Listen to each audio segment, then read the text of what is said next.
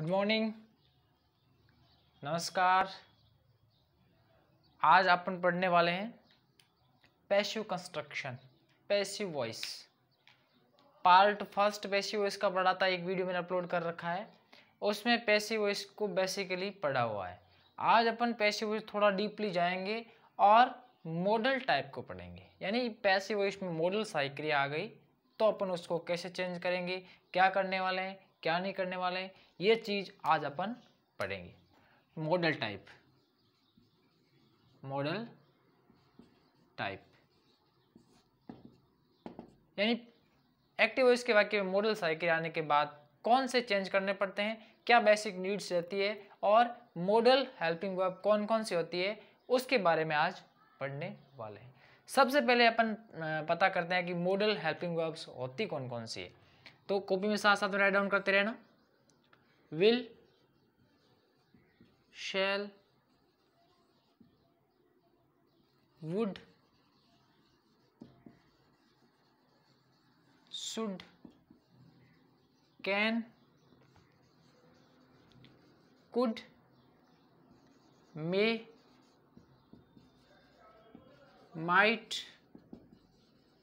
Must,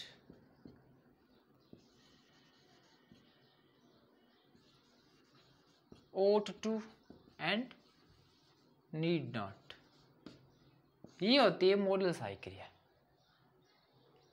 will, shall, would, should, can, could, may, might, must, need not और ought to, ये होती है modal साइक्रिया। यदि एक्टिव वॉइस के सेंटेंस में, यानी अपन पहले से जानते हैं कि एक्टिव वॉइस में मान लो इज आ गया तो पैसिव वॉइस में इज के साथ क्या लग जाएगा, बीइंग लग जाएगा।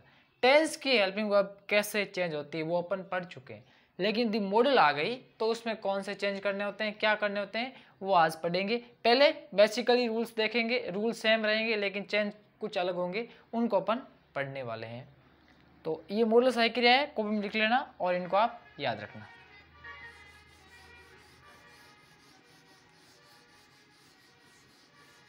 अब पहले शॉर्ट में बात करेंगे रूल की कि रूल क्या थे। पहला रूल था पीवी के ऑब्जेक्ट से सब्जेक्ट बनता। यदि प्रोनाउन आ रखा है तो प्रोनाउन कैसे चेंज होता है, मैंने इंडेक्स वहाँ बना रखी है, वहाँ जाके आप देख सकते हैं। जैसे पीवी का मान लो ऑब्जेक्ट मी था तो एवी के सब्जेक्ट के रूप में आई हो जाएगा, मी किस्म बदलेगा आई में। यानी प्रोनाउन की कुछ सब्जेक्टिव फॉर्म होती है, कुछ ऑब्जेक्टिव फॉर्म होती है। तो सब्जेक्टिव फॉर्म से ऑब्जेक्टिव, ऑब्जेक्टिव से सब्जेक्टिव, वो इंडेक्स पूरा मैंने वहाँ फर्स्ट वीडियो में बना रखा है, वहाँ जाके आप देख सकते हैं। फिर दूसरा नियम क्या था, हेल्पिंग वर्ब यानी टेंस बदलना। टेंस कैसे बदलते थे, first, second, third, fourth, first, second, third and fourth. Simple present, present continuous, present perfect, present perfect continuous, simple past, past continuous, past perfect and past perfect continuous. 1 number 2 number में, 3 number 4 number में, 1 2 3 4। यदि 2 number आ रखा है तो क्या जोड़ते हैं अपन, being, और 4 नंबर आ रहा तो कोई चेंज नहीं होता। टेंस ऐसे बदलते थे। फिर थर्ड नियम क्या था, वर्ब की थर्ड फॉर्म, यानी पैसिव वॉइस में हमेशा प्रेजेंट पार्टिसिपल का, सॉरी पास्ट पार्टिसिपल का यूज होता है, यानी वर्ब की थर्ड फॉर्म का यूज होता है। फिर चौथा नियम क्या था, बाई लिखना, बाई वर्ड लिखते थे। और पांचवा नियम क्या था, पीवी के सब्जेक्ट से ऑब्जेक्ट बनाना। ये 5 नियम थे बेसिकली जो सेंटेंस में लागू होते हैं। अब यदि मॉडल साइक्रिया आ गई है तब क्या करना है उसको पढ़ेंगे। मॉडल की लिस्ट बना दी है, लिस्ट आप मॉडल की याद कर लेना कि मॉडल कौन कौन से हैं। तो देखिए क्या होता है, मॉडल साइक्रिया आने के बाद थोड़ा सा चेंज है, ज़्यादा डिफरेंस नहीं है।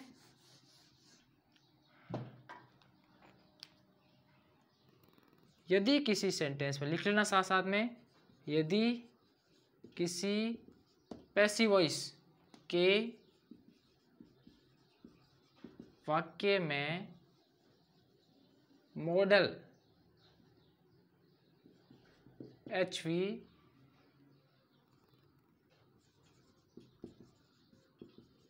आई हो तो PV में, सॉरी एवी के वाक्य, तो PV में उस मॉडल के साथ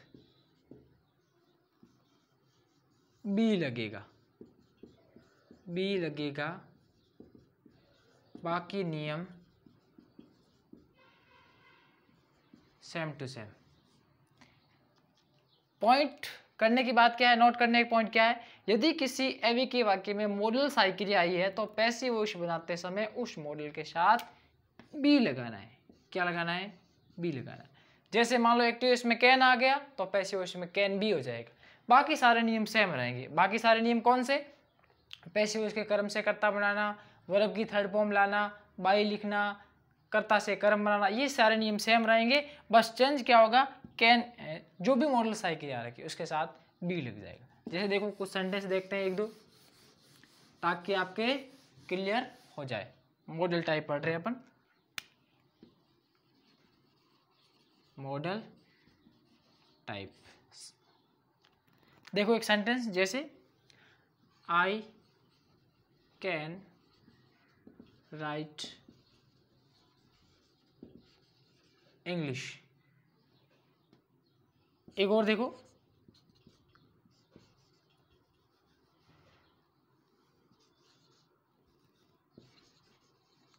सी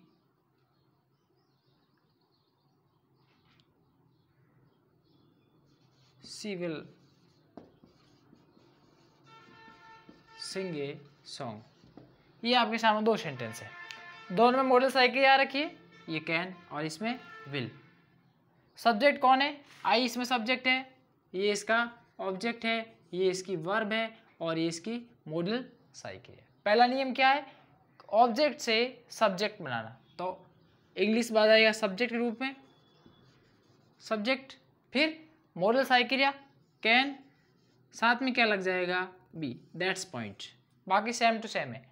इंग्लिश कैन बी, फिर वर्ब की थर्ड फॉर्म, रिटन बाई शब्द, आई का क्या बन जाएगा? मी बन जाएगा।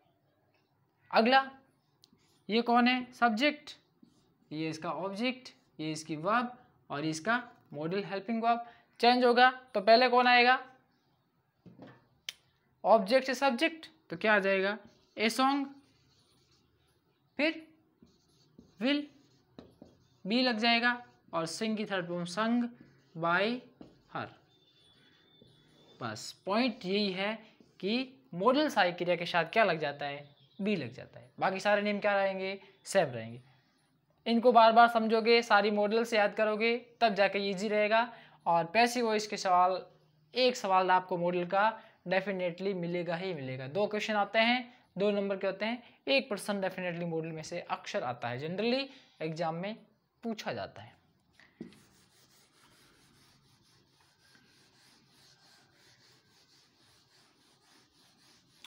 अब अपन बात करते हैं, आपने कुछ सेंटेंस देखे होंगे।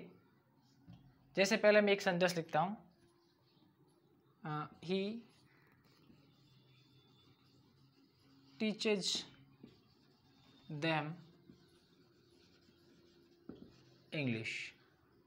ध्यान से देखना, जैसे आपके सामने ये सेंटेंस है, ही टीचेस देम इंग्लिश, वह उन्हें अंग्रेजी पढ़ाता है। अब आप इसमें देखोगे तो आपके सामने डबल ऑब्जेक्ट है, यानी इसमें 2 ऑब्जेक्ट है, एक तो है देम और एक है इंग्लिश। जो अब अपन टाइप पढ़ रहे हैं वो पैसिव वॉइस में डबल ऑब्जेक्ट टाइप के सेंटेंस देख रहे हैं। डबल ऑब्जेक्ट यानी किसी एक्टिव वॉइस सेंटेंस में 2 ऑब्जेक्ट आ गए तो उसको कैसे चेंज करना होता है, ये पढ़ रहे हैं। अब पहले बात करते हैं ऑब्जेक्ट 2 कैसे होते हैं। ऑब्जेक्ट एक होता है डायरेक्ट ऑब्जेक्ट और एक होता है इनडायरेक्ट ऑब्जेक्ट। ऑब्जेक्ट टाइप होते हैं 2, डायरेक्ट ऑब्जेक्ट और इनडायरेक्ट ऑब्जेक्ट। जो आपका डायरेक्ट ऑब्जेक्ट होता है वो होता है निर्जीव वस्तु, कोई भी, यानी ऐसी कोई भी चीज जो नॉन लिविंग है, नॉन लिविंग थिंग्स सारी होती है वो डायरेक्ट ऑब्जेक्ट में आती है। इनडायरेक्ट में होता है सजीव, यानी लिविंग थिंग्स, कोई भी आदमी का नाम, व्यक्ति का नाम हो गया तो वो इनडायरेक्ट ऑब्जेक्ट में होता है। एक डायरेक्ट ऑब्जेक्ट और एक इनडायरेक्ट ऑब्जेक्ट, 2 डायरेक्ट ऑब्जेक्ट होते हैं, एक होता है डायरेक्ट यानी नॉन लिविंग थिंग, कोई भी वस्तु है, और एक इनडायरेक्ट यानी सजीव। जैसे इसके अंदर इंग्लिश है तो क्या है, डायरेक्ट है इनडायरेक्ट, डायरेक्ट ऑब्जेक्ट है, और देम क्या है, इनडायरेक्ट ऑब्जेक्ट है। ये केवल ध्यान रखने की बात थी, एग्जाम में नहीं पूछा जाता है कौन डायरेक्ट ऑब्जेक्ट है कौन इनडायरेक्ट ऑब्जेक्ट है। और जब एक्टिव वॉइस से पैसिव बनाते हो तो इट्स डजंट मैटर, आप डायरेक्ट से बनाते हो, इनडायरेक्ट से कोई मतलब नहीं है, बस ध्यान रखने की बात है। अब देखो अपन ऑब्जेक्ट पहचानते कैसे हैं, डायरेक्ट ऑब्जेक्ट में कैसे पहचानेंगे। एक तो वर्ब से क्वेश्चन करना है, किसको और क्या, इन दोनों का आंसर मिल रहा है, इसका मतलब इसमें दो ऑब्जेक्ट है, एक डायरेक्ट है और एक इनडायरेक्ट है। जैसे टीचर्स वर्ब है, वर्ब से क्वेश्चन करना है, पढ़ाते हैं, किसको पढ़ाते हैं, उनको, तो एक तो ऑब्जेक्ट ये हो गया आपका। और क्या पढ़ाते हैं, वर्ब से पूछो क्या पढ़ाते हैं, इंग्लिश, तो एक ऑब्जेक्ट ये होगा। यानी किसको और क्या का आंसर मिल रहा है, तो उस वाक्य में डबल ऑब्जेक्ट है, एक इनडायरेक्ट और एक डायरेक्ट। कौन सा डायरेक्ट है कौन सा इनडायरेक्ट है, ये केवल यहाँ ध्यान रखना है, एग्जाम में नहीं पूछा जाता है। अब इसमें डायरेक्ट कौन सा है, इनडायरेक्ट कौन सा है, वो बात कर लेते हैं थोड़ी सी। तो आपका ये तो है इनडायरेक्ट ऑब्जेक्ट, और ये आपका है डायरेक्ट ऑब्जेक्ट, और ये आपका क्या है, सब्जेक्ट, और ये आपकी है वर्ब, और ये वाक्य सिंपल प्रेजेंट टेंस का सरल वाक्य है।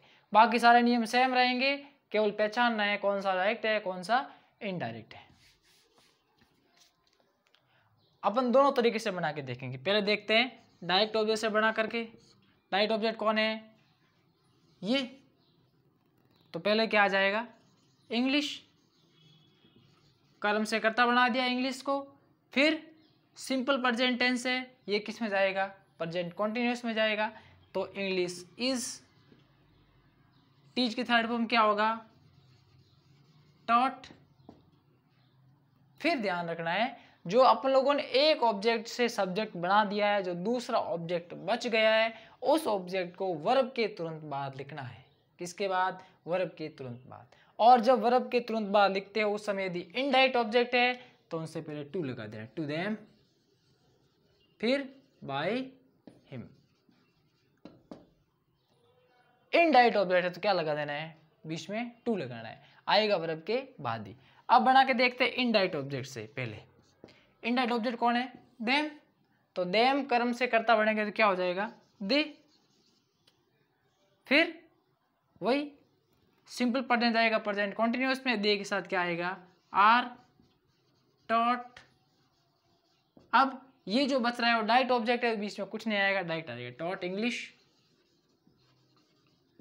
By him. बस समझने का पॉइंट क्या है कि जब आप सेकेंड सब्जेक्ट के रूप, सेकेंड ऑब्जेक्ट के रूप में इनडायरेक्ट को रखते हो तो बीच में क्या आएगा, टू आएगा। ये वर्ब है और ये इनडायरेक्ट ऑब्जेक्ट है, बीच में टू आता है।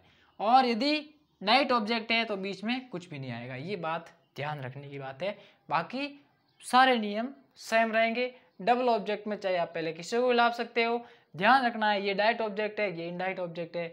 जब इनडायरेक्ट ऑब्जेक्ट से सब्जेक्ट बना रहे हो तब तो सारे नियम सेम रहेंगे, कुछ भी चेंज नहीं करना है। लेकिन जब डायरेक्ट से बना रहे हो तो इनडायरेक्ट ऑब्जेक्ट से पहले टू लगाना है, ये ध्यान रखना है, और वर्ब के बाद में ही आएगा।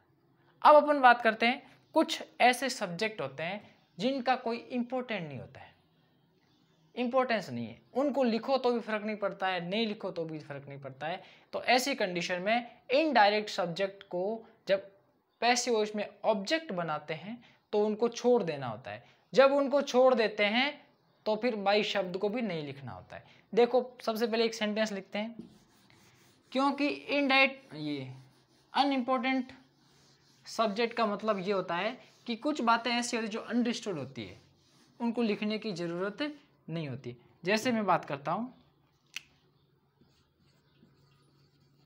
पीपल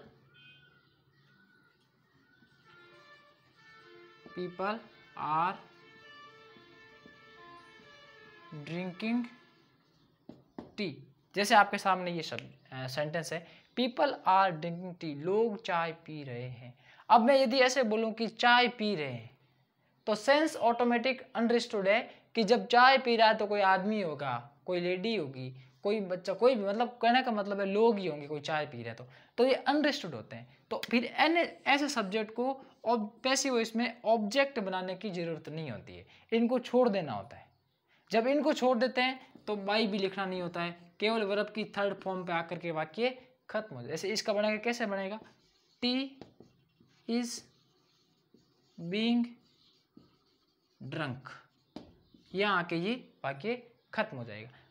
बाई नहीं लिखेंगे और ये अनइम्पोर्टेंट सब्जेक्ट भी नहीं लिखेंगे। अब ऐसे कौन कौन सब्जेक्ट हैं जिनका कोई महत्व नहीं होता है, महत्वहीन करता है सब्जेक्ट होते हैं, उनको मैं लिखवा देता हूँ। आप उनको याद रखना कि कौन कौन से ऐसे सब्जेक्ट हैं जिनका महत्व नहीं होता है।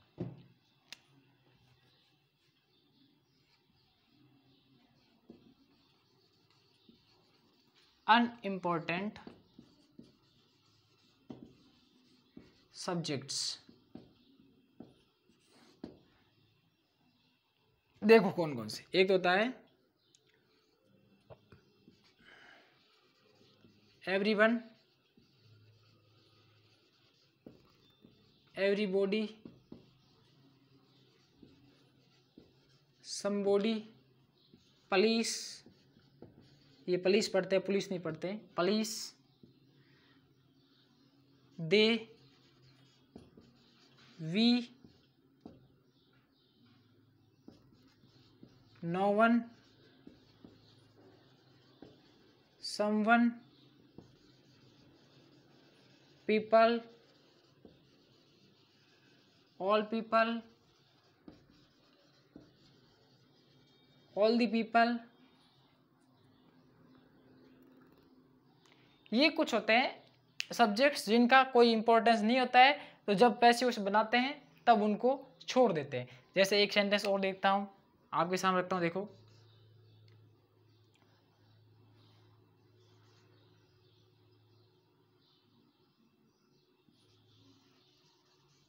एवरीवन टेक्स टी, या सम पीपल टेक्स टी, कुछ लोग चाय लेते हैं, चाय पीते हैं। तो ये इसमें कौन है, सब्जेक्ट, ये इसका ऑब्जेक्ट और ये इसकी वर्ब। अब इनको बनाएंगे तो पहले क्या आएगा, ऑब्जेक्ट है सब्जेक्ट, तो आ गया टी, टेक्स सिंपल प्रेजेंट का है, जाएगा प्रेजेंट कंटिन्यूअस में, तो टी इज, टेक की third form taken, T is taken, चाय पी जाती है, यहाँ आके खत्म होगा। जब ये सब्जेक्ट अनइम्पोर्टेंट है, इनको नहीं लिखेंगे तो बाई भी नहीं लिखेंगे, वी थर्ड पे आकर के वाक्य रुक जाएगा। इनको बार बार पढ़ना, सारे मॉडल याद कर लेना, सारे अनइम्पोर्टेंट सब्जेक्ट्स याद कर लेना, डायरेक्ट ऑब्जेक्ट कौन है, इनडायरेक्ट ऑब्जेक्ट कौन है, ये सारी बातें अच्छे से लर्न कर लेना। आपको आज का चैप्टर कंप्लीट अच्छे से लर्न हो जाएगा। Thank you very much.